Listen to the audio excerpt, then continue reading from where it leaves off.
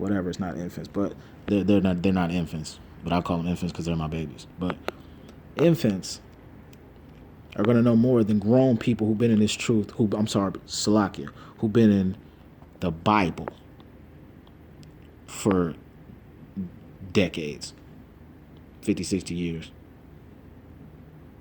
Infants, babies, as I train them up, as they go their way. Okay? This ain't hard. The world tries to make it hard. This is why we need to come back. But before my phone cut off, I want to give you this last one. Malachi, like I said, basic and easy. This is the ace in the hole. Okay, this is that duck caught him off guard, bam on the chin, he falls down. All right. No private interpretation. We already covered that. But in Malachi or Malachi, however you want to pronounce it, chapter 3, Salakia, verse 6, it says, "For I am the Most High. I change not, therefore ye sons of Jacob or Jacob are not consumed." It says that right there in green. Right there in green. That's money right there, okay? The Most High changes not.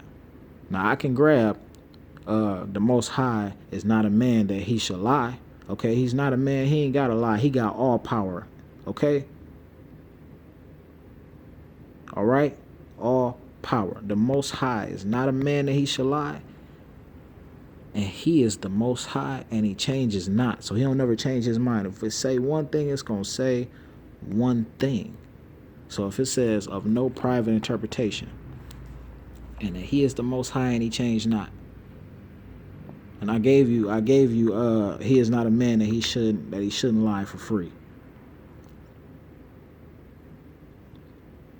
I want you to go look up what book that's in. Hit Google. Okay, hit Google.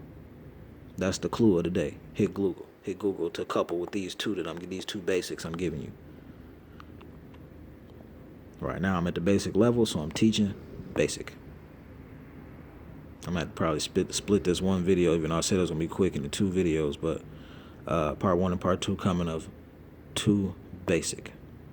Okay? He is the Most High and he changed not, and these scriptures are of no personal interpretation. That means what is written, he is the Most High and he never changed his mind. What is written is truth. Don't matter what I believe. Well, he is the Most High and he changed not, for you sons of Jacob are not consumed. Oh, well, that's in the Old Testament. The Bible is the Bible. This is the basic instruction, all of this. All of it. All of it. The front and the back and the middle. The middle that they try to hide, that you probably ain't never seen, called the Apocrypha with 2nd Ezra, especially 2nd Ezra chapter 9, which you should look at, about all this mess that's coming into the world, this technology and these devices.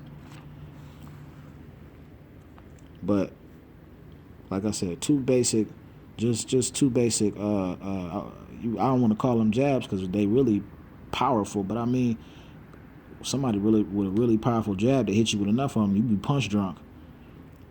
So if somebody come with that foolishness, man, or anything that out their mind and not out this book, okay? Oh well, Paul contradict. Paul was the smartest. Paul was the most intelligent. Okay, besides Yahushua. All right.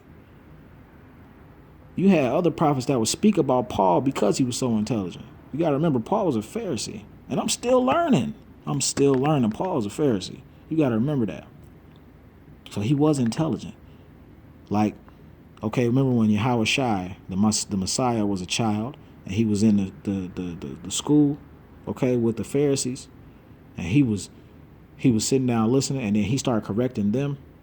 These dudes in that school, you got to remember, that was just like Paul. These dudes who was teachers, so they were learned people. Learned means intelligent. They were learned or learned.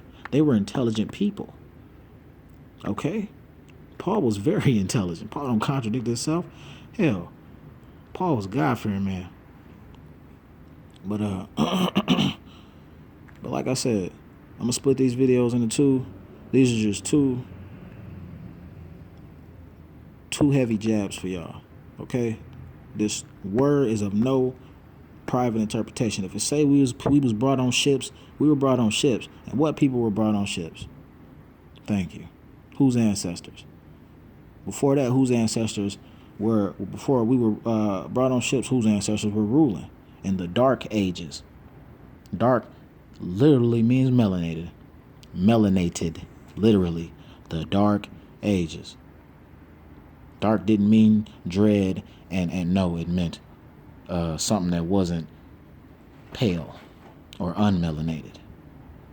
But anyway, and honestly, history and time, the clues are so right there. It was called the Renaissance. Renaissance means rebirth.